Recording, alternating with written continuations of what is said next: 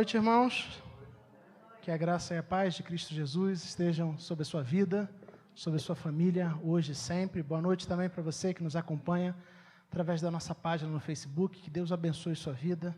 Nossa expectativa é que a gente tenha um tempo muito proveitoso junto com a palavra do Senhor.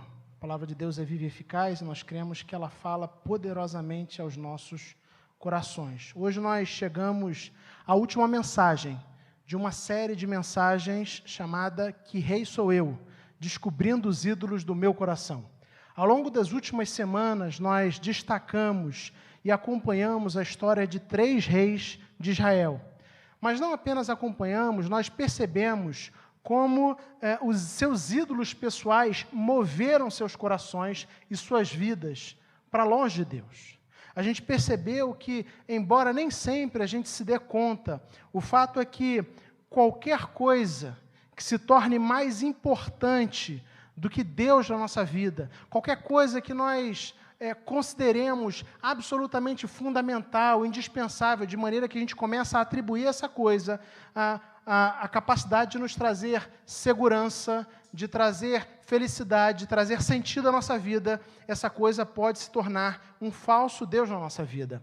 E uma vez que nós acreditemos que algo além de Deus tem o poder de trazer segurança, felicidade e sentido para a nossa existência, para nós isso se tornará um ídolo e mais do que isso escravizará os nossos pensamentos e ações. Foi assim com os reis de Israel que nós vimos até hoje, com os 3 reis que nós vimos até hoje. Para assistir, ou para ouvir, melhor dizendo, as mensagens anteriores, você pode procurar por IP Cascadura nas principais plataformas digitais de podcast. Nosso tema de hoje é o poder que leva à manipulação. O poder que leva à manipulação. E nós teremos como texto base o texto do primeiro livro de Reis, capítulo 12, versículos de 25 a 33. 1 Reis 12, de 25 a 33. E aí, enquanto você abre a sua Bíblia, você que está em casa, ou o texto vai ser projetado daqui a pouquinho, eu quero convidar você a, mais uma vez, fechar os olhos e orar comigo. Vamos orar? Deus bendito, nós louvamos o Teu nome. Queremos te agradecer, Pai, porque de fato Tu és um Deus maravilhoso. E como nós nos alegramos por nos reunirmos na Tua presença para prestar culto a Ti. Nesse dia do Senhor, onde nós aqui guardamos, Pai, o 4º mandamento e destacamos, Pai, que estar contigo e celebrar o Teu nome de maneira comunitária com a Tua igreja é uma das prioridades da nossa vida.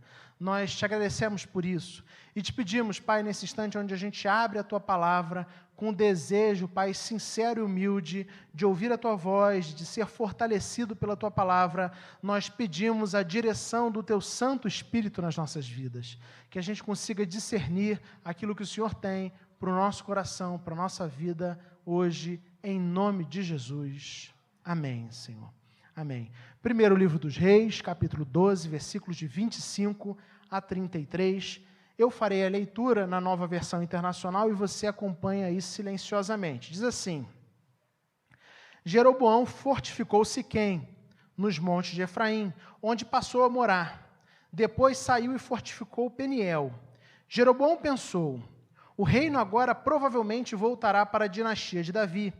Se este povo subir a Jerusalém para oferecer sacrifícios no templo do Senhor, novamente dedicarão sua lealdade ao Senhor deles, Roboão, rei de Judá.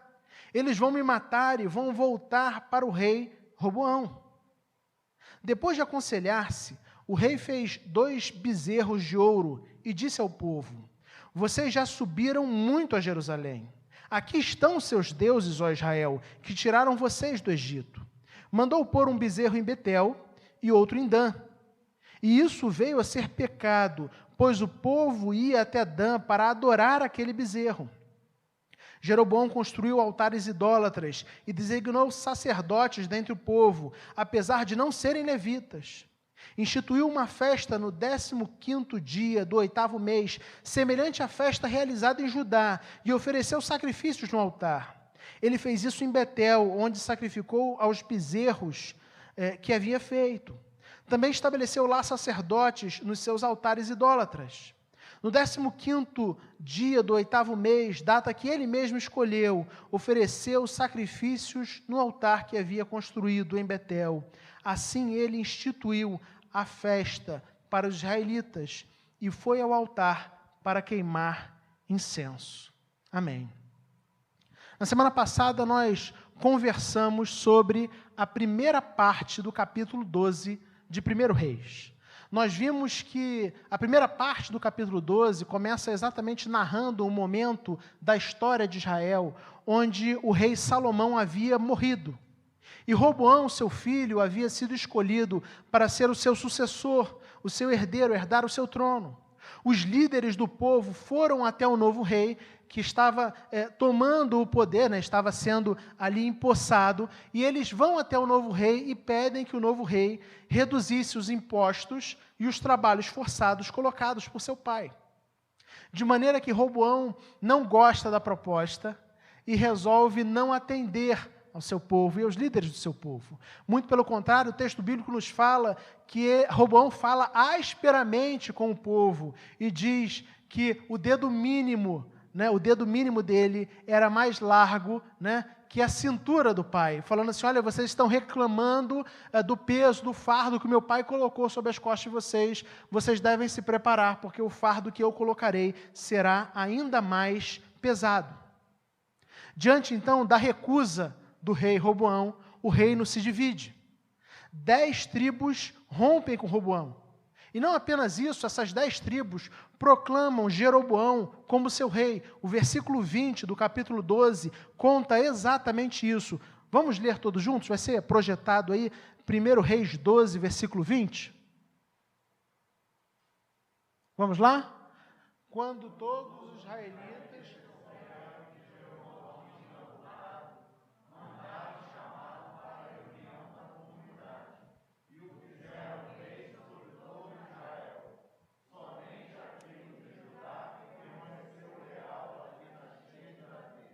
Certo. O pedido dos líderes do povo era um pedido plausível, mas Roboão se negou a atendê-los. Diante disso, como nós já dissemos, 10 tribos resolvem romper com o reino e proclamar Jeroboão como rei. Talvez você, ouvindo isso, ache, sem conhecer completamente a história, acredite que a chegada de Jeroboão ao trono foi algo que aconteceu por acaso. Mas, de fato, quando a gente lê de maneira sequencial a Bíblia, e lê o capítulo anterior, e lê até mesmo o capítulo 12 de uma maneira completa, a gente percebe que Jeroboão não chegou ao trono por acaso. O próprio Deus já havia anunciado a Jeroboão que isso iria acontecer. E ele fez isso por meio de um profeta, o profeta Aías, que profetizou no capítulo anterior, capítulo 11, versículos de 34 a 38, ele disse assim para Jeroboão, em nome do Senhor, Mas não tirarei o reino todo das mãos de Salomão. Eu o fiz governante todos os dias de sua vida por amor ao meu servo Davi, a quem escolhi, e que obedeceu aos meus mandamentos e aos meus decretos. Tirarei o reino das mãos do seu filho. Então, notem que a profecia já falava, olha, o filho de Salomão perderá o reino. Tirarei o reino das mãos do seu filho, e darei 10 tribos a você. Darei uma tribo ao seu filho, a fim de que o meu servo Davi sempre tenha diante de mim um descendente no trono de Jerusalém, a cidade onde eu quis pôr o meu nome. Quanto a você, Jeroboão, eu o farei reinar sobre tudo o que o seu coração desejar. Você será rei de Israel. Se você fizer tudo o que eu ordenar e andar nos meus caminhos e fizer o que eu aprovo, obedecendo aos meus decretos, aos meus mandamentos, como fez o meu servo Davi, estarei com você. Edificarei para você uma dinastia tão permanente quanto a que edifiquei para Davi, e darei Israel a você. Então, antes mesmo de Roboão ter feito qualquer erro, e isso não exime o erro de Roboão, antes mesmo de qualquer atitude de Roboão, Deus já havia dito a Jeroboão que ele receberia o trono nas mãos, 10 tribos iriam segui-lo. E como nós estudamos semanas atrás, o capítulo 11, e vimos a infidelidade de Salomão, nós sabemos que isso aconteceu exatamente pelo fato de Salomão ser infiel. Como Salomão foi infiel a Deus, Deus disse a Salomão, olha, eu vou tirar o reino da sua mão. Isso não vai acontecer no seu tempo, por amor ao seu pai, mas isso vai acontecer no tempo do seu filho. Então, Jeroboão não chega ao trono por acaso.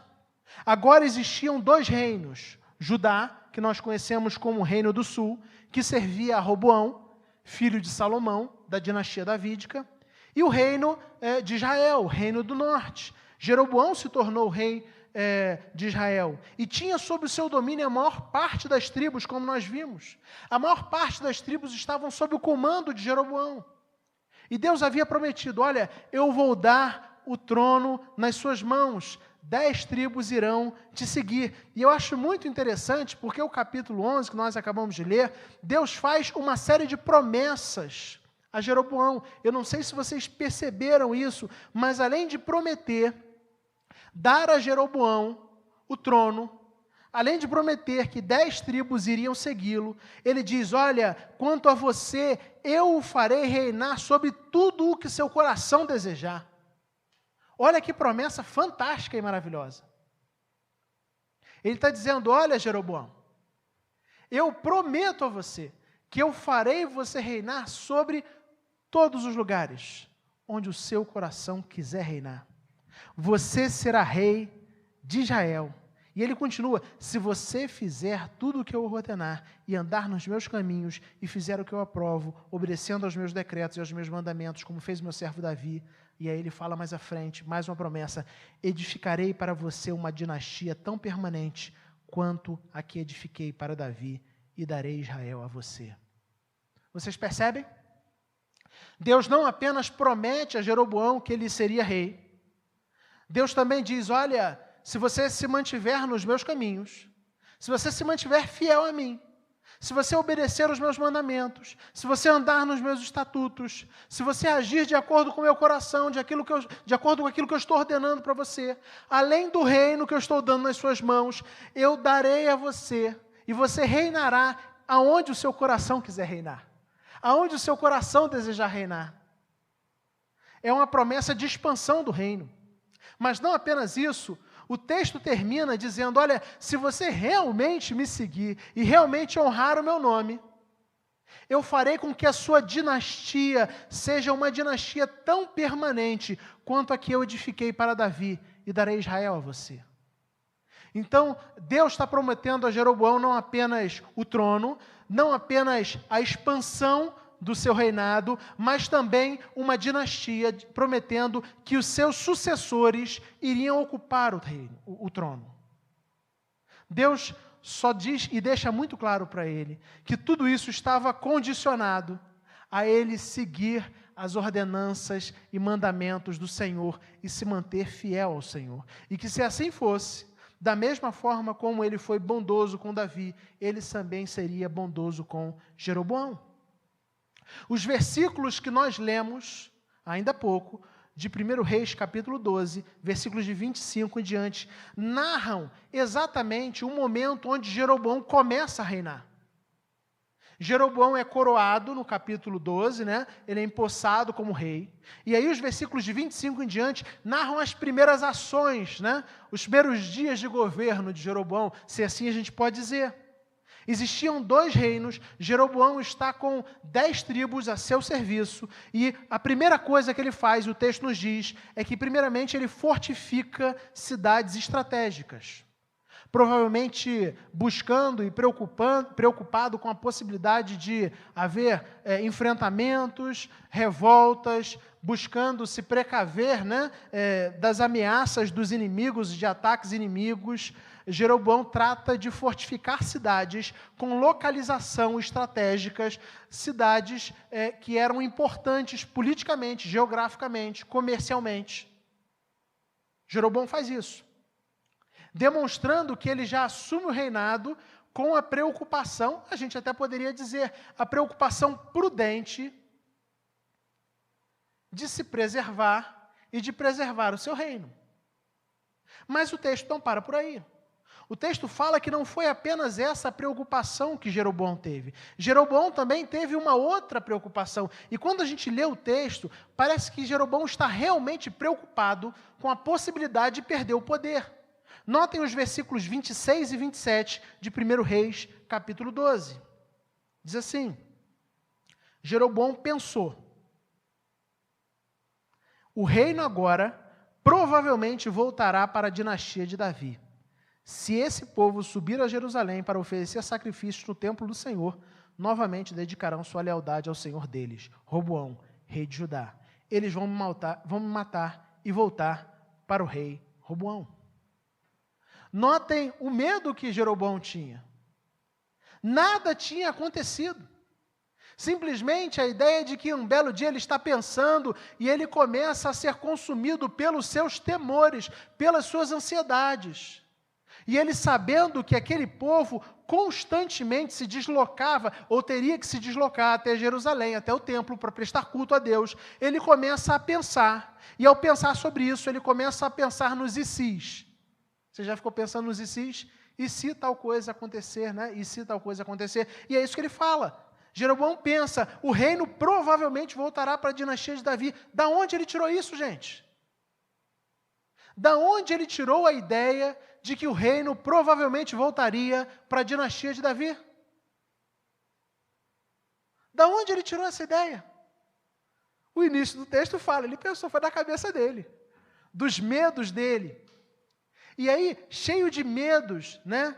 A ideia é de que, de fato, Jeroboão parece descartar a promessa que ele havia recebido. Prestem bastante atenção. Nós acabamos de ler o capítulo anterior. E o que Deus prometeu a Jeroboão? Vamos lá, gente. O que Deus prometeu a Jeroboão? Ele prometeu primeiro o reino. Não é? Eu vou tirar da mão do sucessor de Salomão e vou colocar o reino na sua mão. Jeroboão teve que fazer alguma coisa para conquistar o reino? Precisou fazer alguma coisa? Não. O texto apenas fala que Deus resolveu, na sua soberana vontade, tirar uma parte do reino, dividir o reino e dar uma parte, a maior parte, para Jeroboão. E o que aconteceu no capítulo seguinte? A promessa de Deus se cumpriu? Sim. Deus havia prometido que daria a Jeroboão o reino e ele deu a Jeroboão o reino. De maneira que Jeroboão não precisou fazer absolutamente nada. Absolutamente nada. Ele recebeu o reino nas suas mãos como presente, como graça. Mas agora, com o reino em mãos, Jeroboão começa a ter medo de perder aquilo que ele nunca fez nada para conquistar. Ele começa a ter medo e sentir o seu poder ameaçado. O fato é que Jeroboão não confiava nas promessas de Deus, porque Deus não apenas prometeu um reino, Deus deu um reino na mão de Jeroboão, e esse mesmo Deus que prometeu o reino e cumpriu a promessa, ele também tinha prometido: Jeroboão, você só deve ficar preocupado em obedecer os meus mandamentos, em seguir o meu caminho, em ser segundo o meu coração. Se você fizer isso, o reino não apenas continuará na sua mão, como eu darei a você todos os lugares onde o seu coração desejar, e a sua dinastia será uma dinastia permanente, como a dinastia de Davi. E o que Jeroboão faz com essa maravilhosa, ou com essas maravilhosas promessas que Deus tinha dado para ele? Simplesmente Jeroboão não acredita. E olha que Deus já tinha começado a cumprir as promessas. Jeroboão simplesmente não confiava na promessa de Deus. Ele se sentia ameaçado. Ele não chegou ao poder através do seu esforço pessoal. Ele recebeu o reino nas mãos. Ele não precisou fazer absolutamente nada. Mas mesmo assim, ele não confiava nas promessas de Deus. Ele acreditava que o seu poder estaria ameaçado pelo fato do povo ter que ir até o templo de Jerusalém para prestar culto a Deus, para oferecer sacrifícios ao Senhor.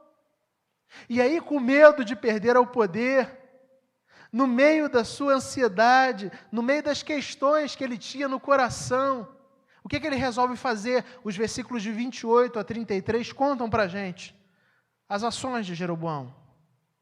Depois de aconselhar-se O rei fez 2 bezerros de ouro e disse ao povo: vocês já subiram muito a Jerusalém. Aqui estão os seus deuses, ó Israel, que tiraram vocês do Egito. Vamos dar uma pausa aí. Vocês lembram de algum outro texto quando vocês ouvem isso? Certamente vem à memória exatamente o texto lá de Êxodo, onde Moisés tinha subido ao monte, estava no Sinai recebendo a lei de Deus, e a descida, Moisés demora a descer, de maneira que o povo começa a reclamar com Arão: olha, Moisés está demorando muito, esse Moisés aí, eu acho que ele se esqueceu da gente. Arão se vê pressionado, e o que Arão faz? Pede as coisas de ouro das pessoas e constrói o bezerro de ouro. E fala: beleza, pode ir lá, vamos lá cultuar agora. É a mesma coisa que Jeroboão faz aqui. Ele pega, constrói bezerros e fala: aqui estão os seus deuses, ó Israel, que tiraram vocês do Egito. Continuando, mandou pôr um bezerro em Betel e outro em Dan. E isso veio a ser pecado. Por quê? Pois o povo ia até Dan para adorar aquele bezerro. É claro, nós temos estudado isso na escola dos discípulos, temos estudado os 10 mandamentos. Uma vez que você acredita que ali está Deus, você começa a prestar culto àquilo. Aquela imagem, aquela escultura esculpida, você começa a servir aquilo. E, naturalmente, ele construiu imagens, colocou imagens de cidades e falou: olha aqui é o Deus de vocês. Se vocês quiserem vir adorar, vocês vêm a essa localidade. O povo começou a adorar o bezerro. Jeroboão construiu também altares idólatras e designou sacerdotes dentre o povo. Então, notem que ele aprofundou as práticas idólatras, porque ele agora, além dos bezerros, ele constrói altares. Mas não apenas altares, ele nomeia sacerdotes e coloca sacerdotes nesses altares, sendo que esses sacerdotes não pertenciam à tribo de Levi, como a lei mandava, que os sacerdotes deveriam ser da tribo de Levi. Então, agora ele chama para ele a responsabilidade, a autonomia, a autoridade, inclusive de nomear sacerdotes. E sacerdotes que não eram da tribo que Deus tinha escolhido, né, para ser sacerdotes, para tirar os sacerdotes. Continuando, no dia 15 do 8º mês, data que ele mesmo escolheu, ofereceu sacrifícios no altar que havia construído em Betel. Assim ele instituiu a festa para os israelitas e foi ao altar para queimar incenso. Então, Deus colocou Jeroboão no trono, mas agora o seu coração havia se encantado pelo poder de tal forma que ele, pela simples ideia, pela imaginação, pela possibilidade, ainda que remota, de perder o poder, simplesmente por se sentir ameaçado de alguma forma, essa possibilidade de perder o poder era tão insuportável para ele. Esse poder se tornou um Deus falso na vida dele de maneira tão intensa que agora ele acredita que não pode mais viver sem isso. E ele está disposto a fazer qualquer coisa para se manter no poder, para se manter no trono. Até mesmo perverter o culto. Perverter a adoração ao Deus que havia colocado ele no trono. O poder tinha se tornado um Deus tão importante na vida de Jeroboão que ele sabia que ele não conseguia mais viver sem aquilo. E o que tivesse ao alcance dele, o que ele pudesse fazer para manter o poder em suas mãos, para se manter centrado naquele trono, ele faria. Então ele manipula pessoas, porque ele dá uma orientação errada ao povo. Ele vira para o povo, o povo ia a Jerusalém para cultuar, ele fala: vocês já foram muito lá. Vocês não precisam mais ir lá, venham aqui. Aí está o Deus de vocês, que tirou vocês do Egito. Ele manipula o povo, ele leva o povo à idolatria, ele também toma práticas idólatras, ele nomeia sacerdotes de uma tribo que não deveria nomear, ele constrói imagens, sendo que as imagens eram proibidas.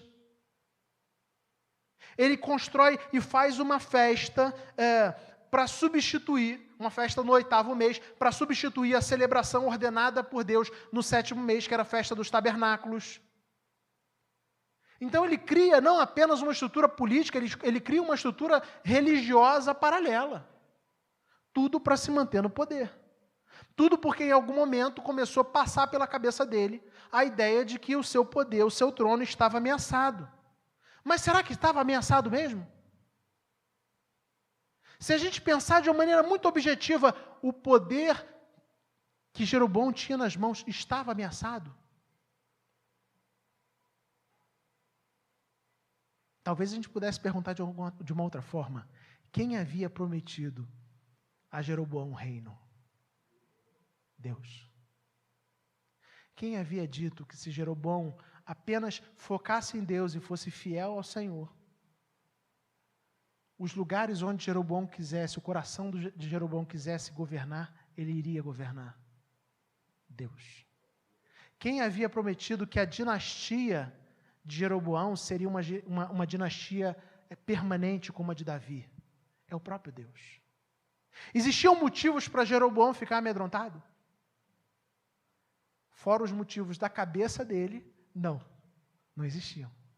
Mas, de alguma forma, o poder se tornou algo extremamente atraente, um falso Deus para Jeroboão. De maneira que ele começa, ao invés dele adorar e servir, se preocupar com o Deus que havia colocado ele no poder, ele começa a usar o poder para se manter no poder. Porque existe muita diferença. Ele foi levado ao poder por Deus. Deus tinha colocado ele lá. Mas agora, ao invés de entender que ele tinha sido colocado lá por Deus e que Deus o manteria lá, ele começa a utilizar o poder para se perpetuar no poder. É isso que Jeroboão faz. Talvez ouvindo tudo isso, você dizer você não vai dizer, mas pense assim, a história de Jeroboão não tem muito a ver com a minha vida, pastor. É até uma história interessante, mas não tem muito a ver com a minha vida. Não temos nenhum rei, nenhuma rainha aqui. Temos? Algum príncipe herdeiro de algum trono? Cascadura, Quintino, Cavalcante? Tão distante? Não. Penso que a maioria de nós nem mesmo ocupa uma posição política de poder. Nem mesmo um cargo de poder, de chefia. Talvez nenhum de nós ocupe isso. Mas grave o que eu vou dizer. Acredita no que eu vou dizer. Os seres humanos são profundamente atraídos pelo poder e pelo controle. O coração humano é profundamente atraído pelo poder e pelo controle. Profundamente. Nós queremos controlar, nós queremos dominar absolutamente tudo. Você acha que o seu coração é diferente do de Jeroboão porque você não é rei? Ou porque você não é rainha? Entenda, não é não. Vivemos sob a ilusão de que a gente controla tudo em nossa vida e a gente tenta controlar o nosso futuro, a gente tenta controlar os nossos filhos, o futuro dos nossos filhos, a gente tenta controlar a nossa família, a gente tenta controlar a nossa carreira e quanto mais a gente acredita na ilusão do poder e do controle, mais escravos dessa ilusão nós nos tornamos. Agora você se aproximou de Jeroboão? Percebe como o poder não é apenas o poder que está o desejo pelo poder, pelo controle, não é apenas do rei que está ocupando um trono, ou de alguém que está ocupando um cargo eletivo, mas ele também mora no meu coração e no seu coração, porque eu e você temos um coração pecaminoso, um coração que é inclinado a querer dominar as coisas, a querer controlar as coisas, a querer exercer poder, a querer ter todas as decisões e o rumo de todas as circunstâncias no meio, na palma das mãos. Esse é o meu coração, esse é o seu coração. Se aproximou agora, não se aproximou? Quantas vezes nós nos inquietamos? Nós somos atormentados, porque realmente acreditamos que conseguiremos controlar o nosso futuro, conseguiremos controlar o futuro da nossa família, o futuro dos nossos filhos. Sendo que, assim como Jeroboão, somos profundamente impotentes com relação ao futuro. Se temos o que temos, eu não sei qual o seu reinado, eu conheço um pouquinho do reinado que Deus colocou na minha mão. Todos nós temos nossos pequenos reinos, né? Coisas que Deus colocou na nossa mão para a gente governar, para a gente dirigir, para a gente administrar. Mas entenda isso, tudo aquilo que Deus colocou na sua mão, na verdade, é graça, é bênção dEle, tem a ver com o poder dEle. Nunca teve a ver com o seu esforço, nunca teve a ver com a sua dedicação, nunca teve a ver com o seu empenho. Por isso, o desafio feito a Jeroboão é também um desafio feito a cada um de nós, porque como Jeroboão poderia combater essa idolatria do poder no coração dele? Era simples. O desafio dado por Deus é: confie em mim, seja fiel a mim, se entregue a mim.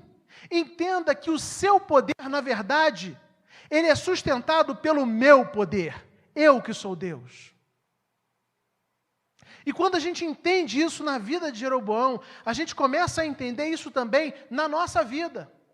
Porque a gente precisa entender que antes de ser sustentada pelas forças dos nossos braços, a nossa família é sustentada pelas forças do braço de Deus. A gente precisa entender que a nossa carreira, antes de ser sustentada ou estruturada sob a nossa capacidade profissional, ela é estruturada e fundamentada no poder e na graça e na bondade e na sabedoria de Deus.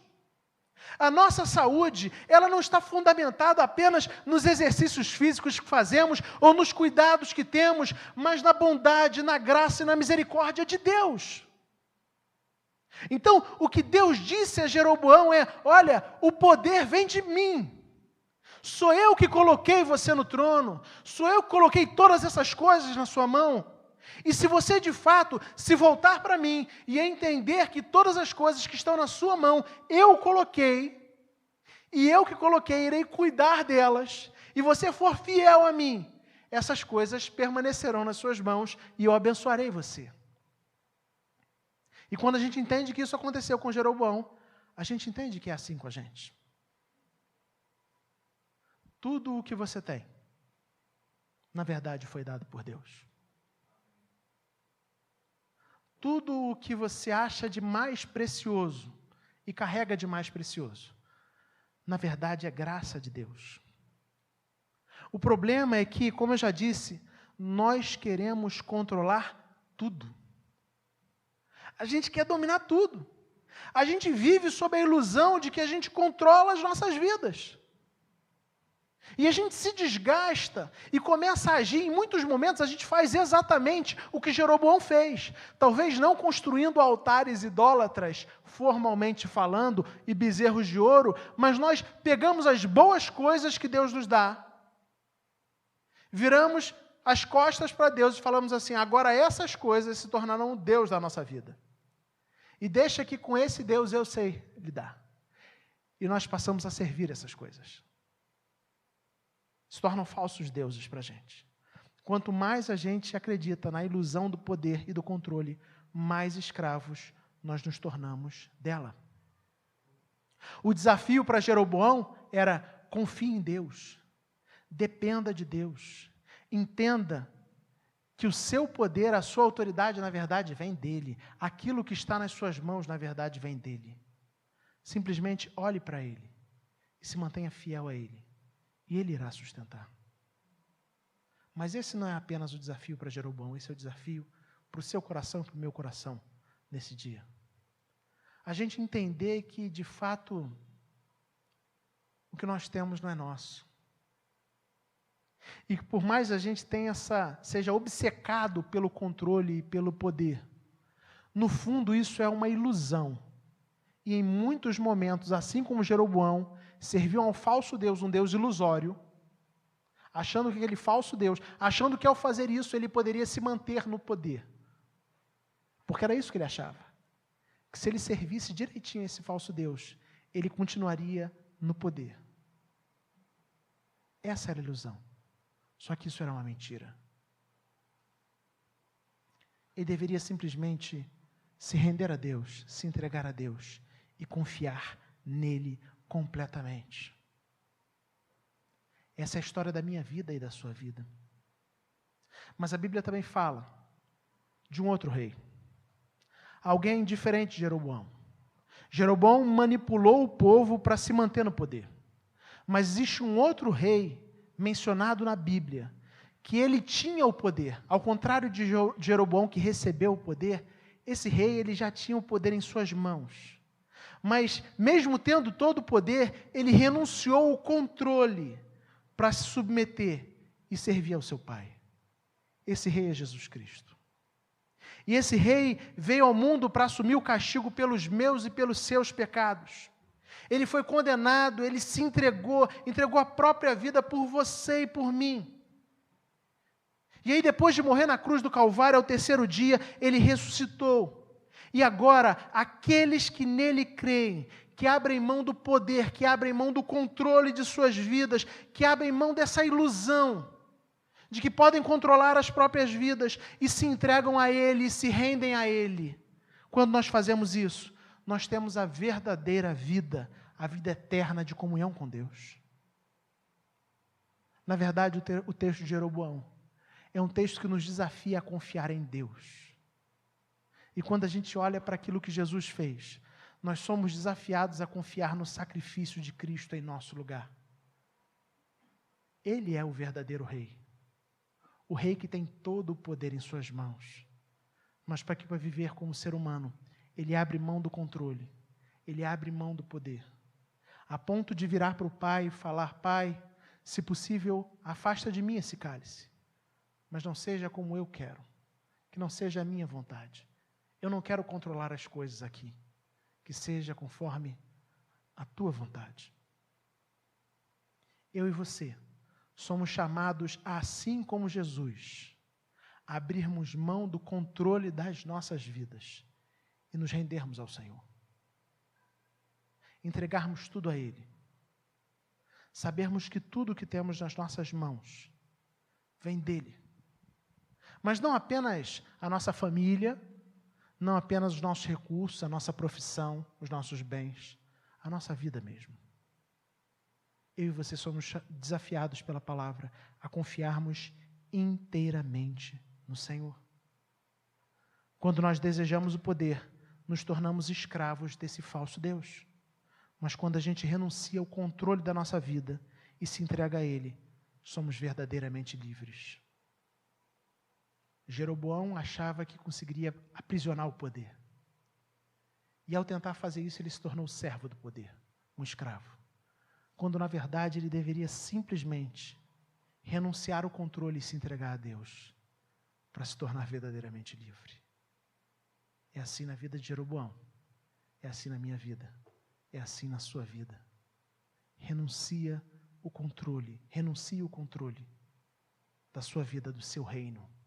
Renuncie o controle do seu reino. Entenda que o reino que foi colocado na sua mão, na verdade, ele pertence ao Rei dos Reis e Senhor dos Senhores. Que não tem a ver com a sua habilidade e a sua capacidade. E foque simplesmente em se entregar a Ele. E aí, debaixo do governo dEle, Ele mesmo vai cuidar daquilo que Ele colocou nas nossas mãos. Essa é a ideia. Vamos orar? Feche seus olhos. Fale com Deus.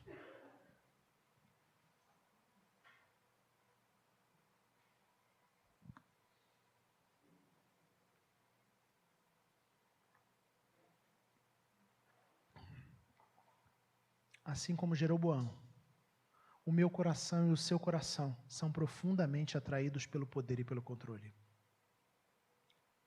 Talvez por isso a gente sofra tanto quando as coisas ficam fora do lugar. Quando a nossa vida fica bagunçada. Porque quando acontecem coisas difíceis na nossa vida, a nossa falta de controle é evidenciada. Quando está tudo arrumado, a gente cultiva a ilusão de que temos tudo sob controle, mas não temos. Por isso, abra o controle da sua vida, abra a mão do controle da sua vida e se renda àquele que deve controlar tudo e todos, o Senhor.